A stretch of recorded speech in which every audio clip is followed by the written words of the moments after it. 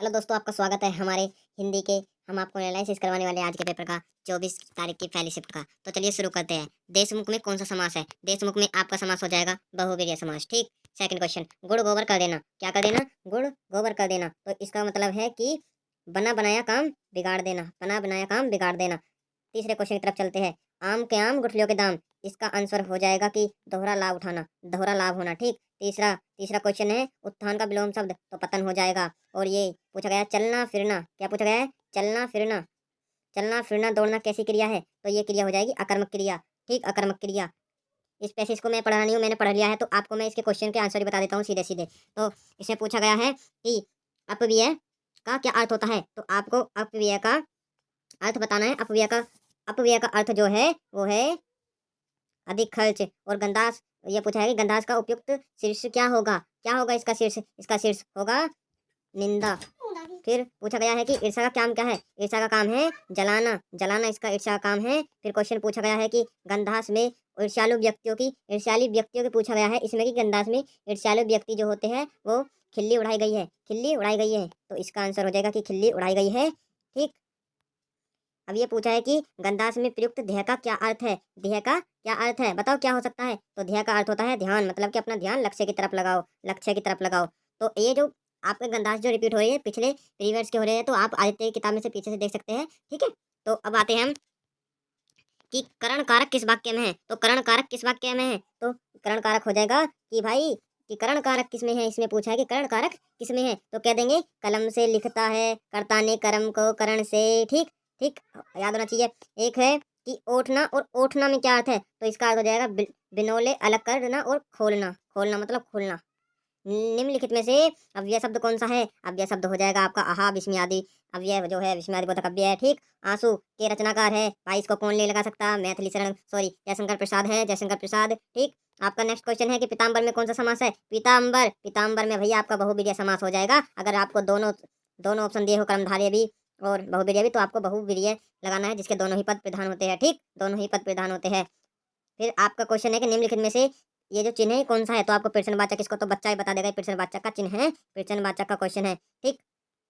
उत्पत्ति के आधार पर शब्दों के चार भेद किए गए हैं। निम्नलिखित में से कौन सा भेद गलत है? तो आपको पता होगा कौन सा भेद गलत है इसका। तो इसका भेद गलत हो जाएगा यौगिक, क्योंकि तद्भव होता है, विदेशी होता है, और तत्सम होता है, एक देशज होता है। ठीक है।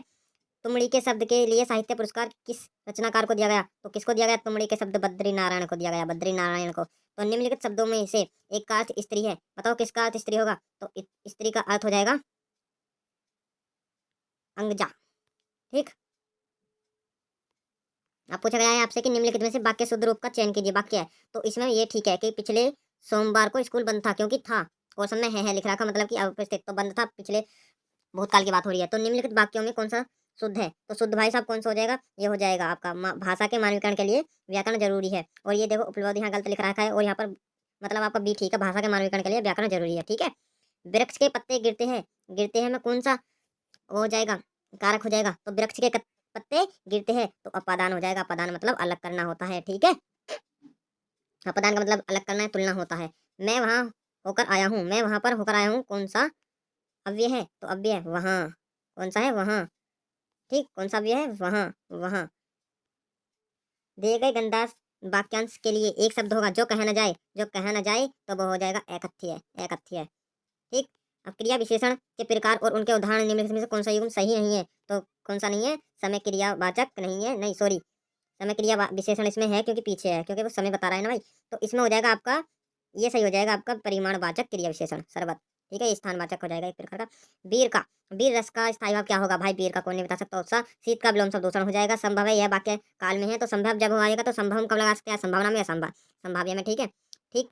नेक्स्ट क्वेश्चन, इसे पूछा गया है निम्नलिखित में से एक विशेषण शब्द है। विशेषण शब्द हो जाएगा आपका महत्व। महत्व देदनित्व का पर्याय निम्नलिखित में से है, तो कौन सा हो सकता है? देदनी का दैनिक हो जाएगा, दैनिक हो जाएगा। ठीक। एक और पूछा गया कि सुहाग के नुपुर के रचयिता है। सुहाग के नुपुर है आपके अमृत अमृत लाल नागर, अमृत लाल नागर हो जाएंगे। ठीक। एक पूछा गया सरस्वती सम शब्द युग्म की भिन्न अर्थ वाली सही जोड़ी पहचानिए, तो सही जोड़ी कौन सी होगी? कुल और कुल। एक होता है वंश और एक होता है विशेष, मतलब कि श्रृंगार रस का स्थायी भाव हो जाएगा, श्रृंगार रस का प्रेम हो जाएगा, और रति हो जाएगा, एक रति भी आएगा तो भी ठीक है। ठीक। अब पूछा गया कि महान शब्द का स्त्रीलिंग क्या होगा, तो महान संघ का महान शब्द का जो स्त्रीलिंग हो जाएगा महती। महती, ठीक है, महोदय इसने गलत लगा रखा है भाई ने। तो 2013 में मिलजुल के लिए साहित्य अकादमी पुरस्कार किसे दिया गया, तो मिलजुल का कौन लेते हैं, मृदुला गर्ग, मृदुला गर्ग, ठीक।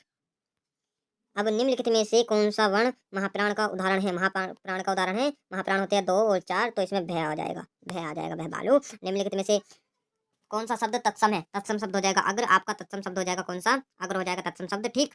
आपके ये पूरे क्वेश्चन हो चुके हैं, तो वीडियो कैसे लगी बता देना। आपको नेक्स्ट वीडियो हम जीएस के लाने वाले हैं एनालिसिस के लिए, तो उसको भी देख लेना, फिर हम मैथ के लेकर आएंगे ऐसे ही, फिर रीजनिंग के लेकर आएंगे, ठीक है। ऐसे ही चैनल पर बनाए रखो, चैनल को सब्सक्राइब कर लिया, ऐसे ही कट ऑफ के लिए एक वीडियो लेकर आएंगे हम बहुत जल्दी।